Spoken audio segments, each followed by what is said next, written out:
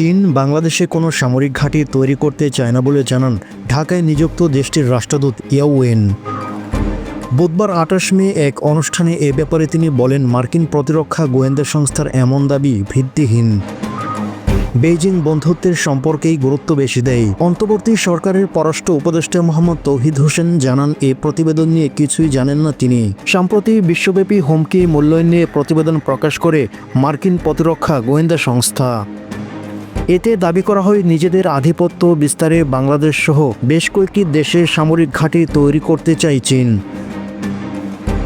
আরও উল্লেখ করা হয়, বাংলাদেশ, পাকিস্তান, মিয়ানমার, থাইল্যান্ড সহ ১৬টি দেশে অবকাঠামো নির্মাণ করতে চায় চীনের পিপলস লিবারেশন আর্মি। রাজধানীতে এক অনুষ্ঠানে এ প্রতিবেদন সম্পর্কে চীনের রাষ্ট্রদূতের কাছে জানতে চাওয়া হয়। এ সময় তিনি বলেন, মার্কিন প্রতিবেদনটি সত্য নয়। কোন তথ্যের ভিত্তিতে এটি তৈরি করা হয় তা নিয়েও প্রশ্ন তুলেন ইয়াও ওয়েন।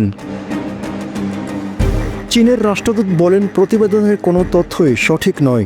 বাংলাদেশ, পাকিস্তান, মিয়ানমারের সঙ্গে আমাদের বন্ধুত্বের সম্পর্ক।